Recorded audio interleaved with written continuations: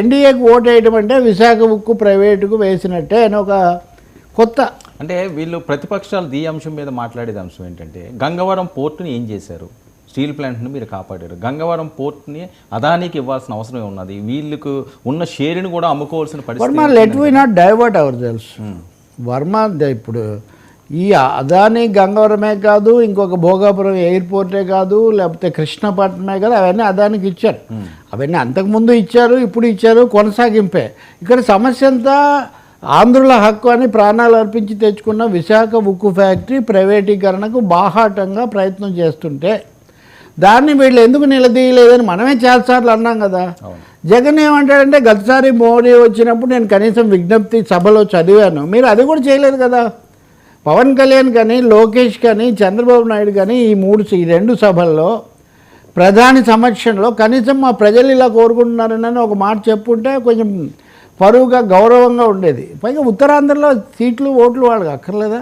ఇప్పుడు జగన్ కొంత ఆ విషయంలో రాజకీయంగా ఒక అడుగు వేశాడని చెప్పాలి. ఉన్నది ఉన్నట్టు చెప్పాలంటే మోదీని విమర్శించాడు కొంచెం. అంటే మీరు చంద్రబాబుతో ఎలా కలుస్తారు, మీరు తిట్టినాయతో మీరు అవేమి ఇవ్వకుండా మాకు పోలవరానికి 15,000 ఇచ్చారని మీరు పచ్చి ఇది చెప్తున్నారు, అదేం పూర్తి కావట్లేదు కదా అని కేంద్రం బాధ్యత. రెండోది నేను అడ్డుపడ్డాను, నేను ఉన్నందుకు కాలేదంటే దాని అర్థం ఏంటండి? నేను లేకపోతే ఎప్పుడో కేంద్రం దీన్ని ప్రైవేట్ చేస్తుండేది. రేపు ఎన్డీఏ వచ్చిందంటే ప్రైవేట్ అయిపోతుంది. ఎందుకు వాళ్ళు అడగలేదు, వీళ్ళు చెప్పలేదు కదా, కమిట్మెంటే లేదు ప్రైవేటు విశాఖ ఉక్కు ఫ్యాక్టరీ ప్రైవేటీకరణ మీద. ఈ మాటలు ఆయన గాజువాకలో చెప్తున్నాడు. పైగా అంటే ఉత్తరాంధ్రలో వైసీపీ స్ట్రెంత్ అనండి, రేపు అనుకూలం కొన్ని సీట్లు ఎక్కువ వస్తాయి, లేదా ఇట్లాంటివన్నీ ఉన్న దాన్ని కూడా బలోపేతం చేసుకోవటం. మూడోది, నేను మీ బిడ్డ ఆయన థియరీ ఉంది కదా, జూన్ 4 తర్వాత విశాఖలోనే ప్రమాణ సెకండ్ పార్ట్ డెఫినెట్గా సెకండ్ పార్ట్ నిన్న కూడా మనం చేసాం కదా. సెకండ్ పార్ట్, ఫస్ట్ పార్ట్ ఏంటంటే ఆయన ఉక్కు ఫ్యాక్టరీ ప్లస్ ఇది పాలనా రాజధాని ఎగ్జిక్యూటివ్ క్యాపిటల్, నేను ఇక్కడ ప్రమాణ స్వీకారం చేస్తానని ఆయన విశాఖ ఓటర్ల మీద ఒక పెద్ద ఇది ప్రయోగిస్తున్నాడు. ఆయన తన వల్ల నేను ఇలా ఉంటాను. గ్యారంటీ ఏముందంటే గ్యారంటీ ఏముంది, ఓటర్ల తీర్పు మీద ఆధారపడి ఉంటుంది కానీ ఇంకొకటి కాదు. కానీ కొంచెం కాన్ఫిడెన్స్ లెవెల్స్ పెంచే ప్రయత్నం కూడా కావచ్చు.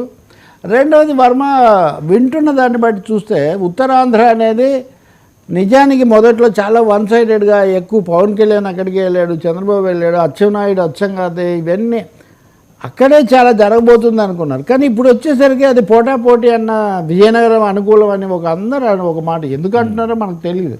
ఇప్పుడు దానికి తగినట్టే నేను ఇందాక బొత్స సత్యనారాయణ కూడా మంత్రిని ఏదో కార్యక్రమంలో కలుసుకుంటూ ఉన్నా.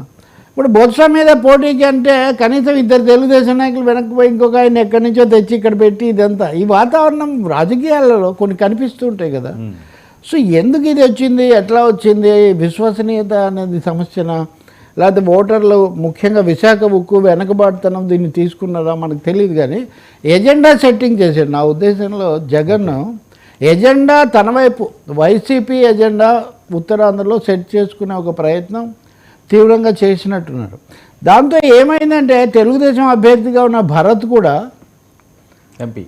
ఎంపీగా పోటీ చేస్తున్న బాలకృష్ణాలుడు ఇదంతా మూర్తి గారి మనవాడు గీతం, ఆయనకి మంచి అదే వాళ్ళ తాతయ్యగా ఇక్కడ పేరు బాగానే ఉంది. అది కాదు, ఈ రాజధాని సమస్య, ఉత్తరాంధ్ర అభివృద్ధి ఇట్లాంటి విషయాలు తీసుకొని రావాల్సిన ఒక పరిస్థితి అక్కడ సృష్టించబడ్డది.